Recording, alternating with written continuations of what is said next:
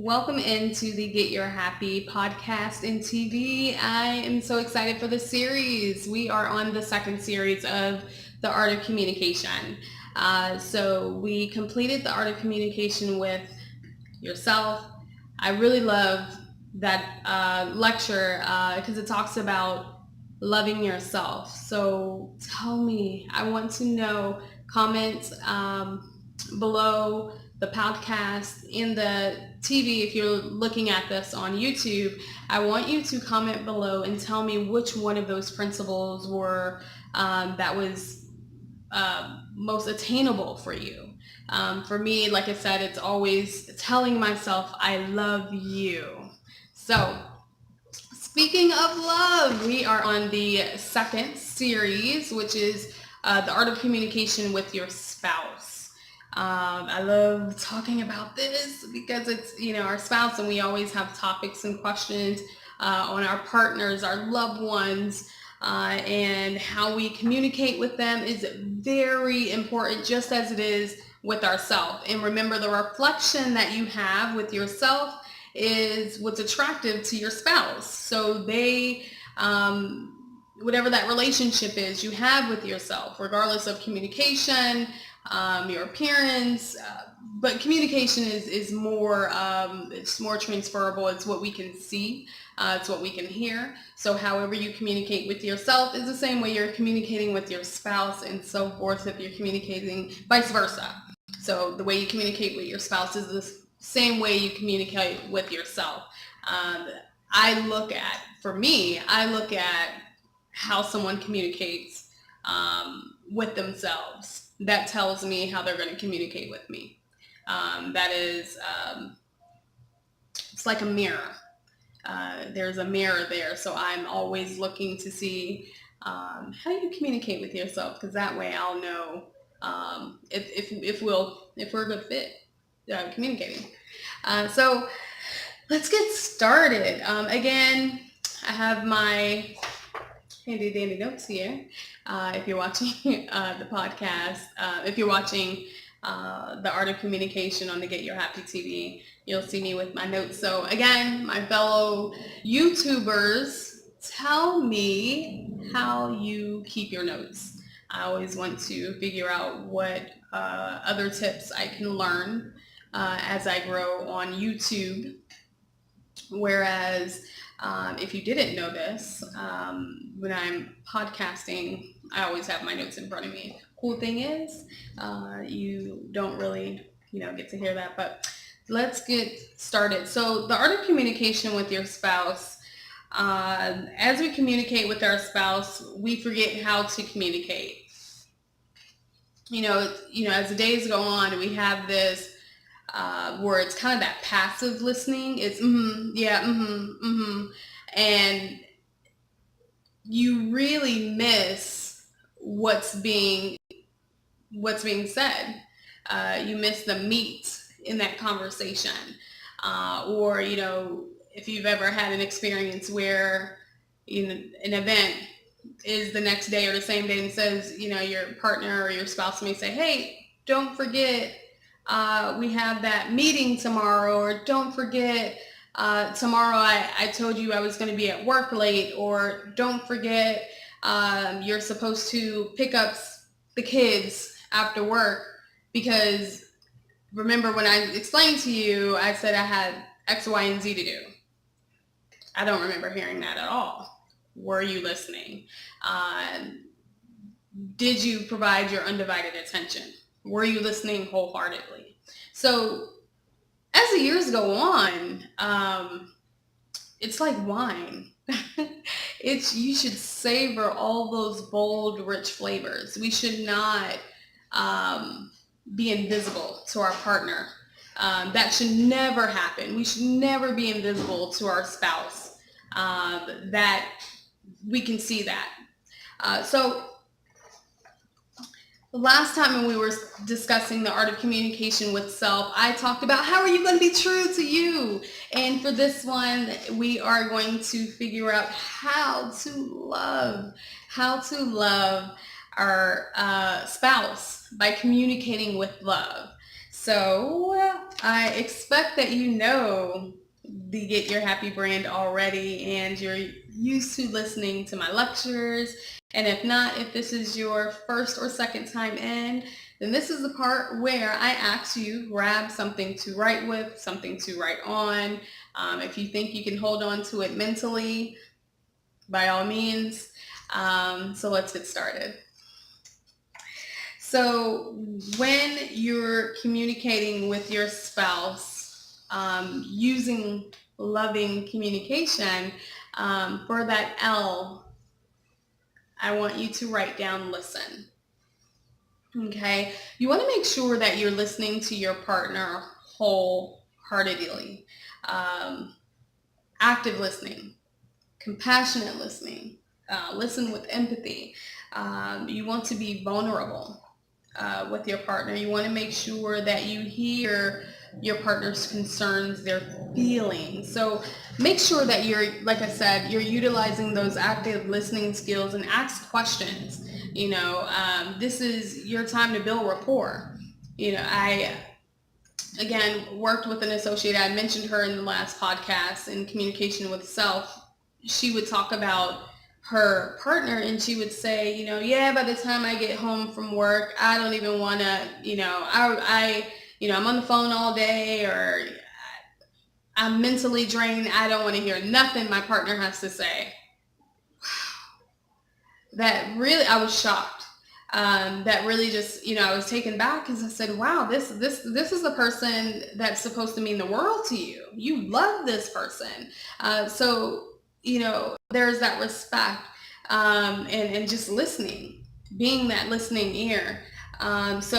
You're building trust, and you're giving each other time to build dialogue with each other, whether it's, over the dinner table, in the car.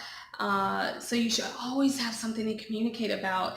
But most importantly, you want to make sure that you're utilizing active listening skills. You don't want them to feel as if they're wasting their breath, because there are other people that I'm sure don't want to hear anything, or they make sure, they feel as if they have nothing of value to say. So, and we'll talk more about value, but make sure that you're listening, wholehearted listening, and consider the tone. If you're listening and you're going to say something back, consider your tone. Consider your partner's tone when they're, gosh, you sound hurt. Wow, it sounds like this is really bothering you.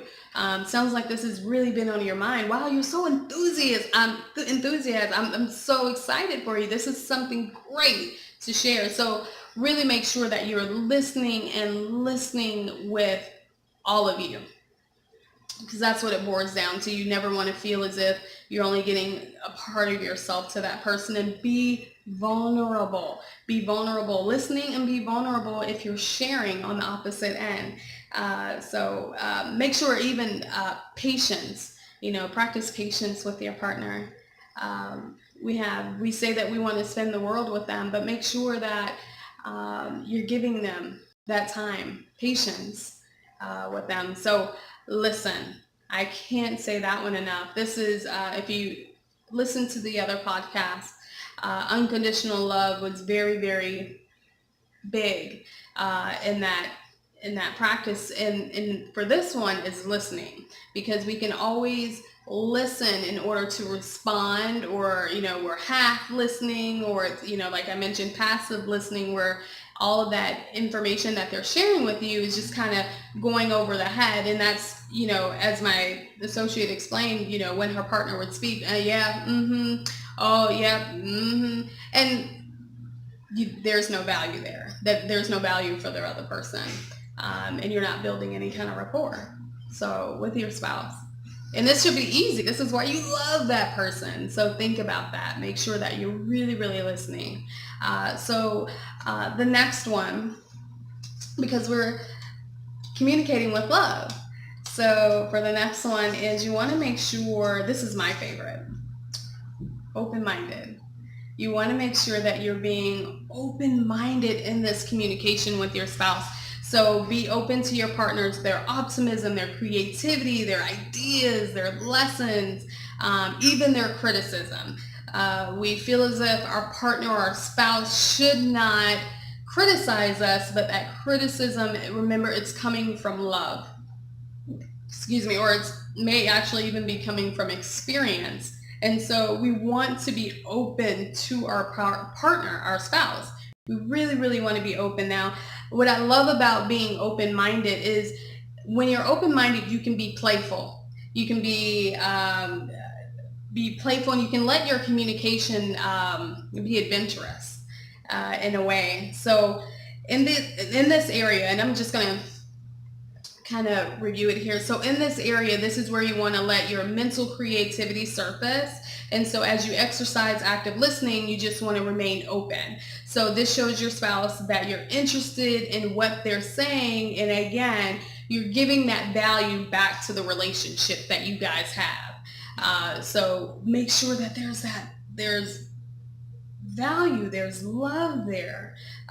Remember, again, if this person means the world to you, that you say that they are, then you really want to make sure that they're feeling that, they're getting that from you, that they feel that value, that you care, they matter in this relationship, that they are the cream in the crop of this relationship. So make sure that you're being open-minded. I love that one because, again, you can be so creative in the way of being open to their ideas and share your experience and your feedback there. Validation, huge. Another one. This is very, it can be stern in this one. Validation. So same thing, like in your being open-minded, your validation, you want to make sure that you're validating your spouse's feelings and their actions. Okay. So even for myself, when I come in my space and I notice that my spouse, have cleaned the area, just to make me feel comfortable, I say, oh my gosh, wow, the place looks amazing. It's great. So just acknowledging that, and making your partner feel validated. So even when they're sharing, when they're being vulnerable to you. So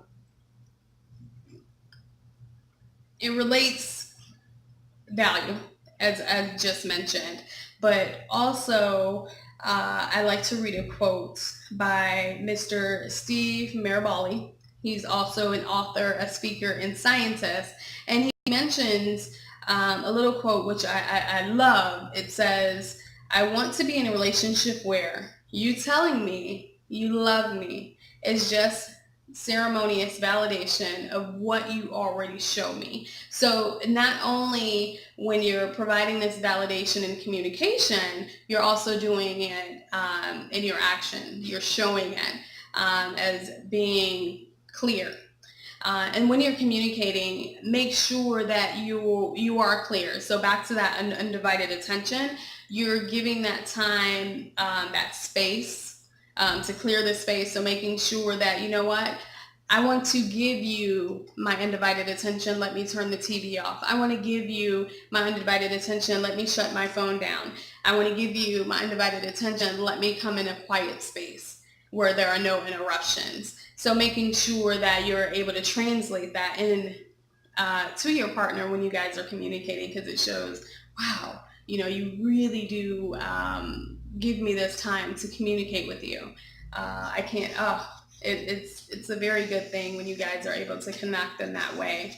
And it's the number one thing a lot, I can't say how important it is to make sure that your communication is being exercised. That's the word I want to say. It's being exercised day in and day out with your partner. It never gets old. So the last one, the E for love, for showing your partner loving communication, is express acts of love. Express acts of love via touch. Express it through loving gestures and body language. Okay, so the common phrase, action speaks louder than words. Okay, and we can appreciate loving messages. So, being able to communicate and express acts of love can establish a love language between you two. You're able to create that dialogue, that love language, and connection, a very strong connection. So, being able to put your feelings into words, if you're having a hard time being able to do that, then you can always rely on expressing it through different gestures. And so you can express it in a loving way, a kind and gentle way, whatever that is for you and your partner, you and your spouse.